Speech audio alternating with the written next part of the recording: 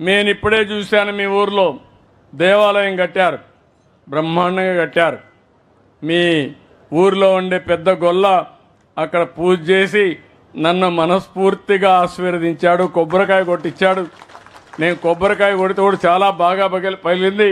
అంటే మీ మనసు చాలా మంచిది కాబట్టి కొబ్బరికాయ కూడా చాలా పక్కాగా శుభాన్ని సూచిస్తూ పగిలే పరిస్థితి వచ్చింది.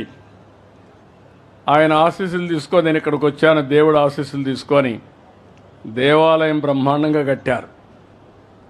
ఎట్లా కట్టారంటే మీ దగ్గర డబ్బులు వేసుకున్నారు, దాతల దగ్గర డబ్బులు తీసుకున్నారు. దేవాలయాన్ని మాత్రం, దేవుణ్ణి మాత్రం బ్రహ్మాండంగా చూసుకొని ఎమ్మెల్యే డబ్బులు కూడా కొంత ఇచ్చాడు, సహకరించాడు.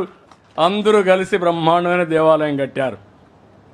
దేవాలయం అయింది, ప్రజలే దేవుళ్ళు.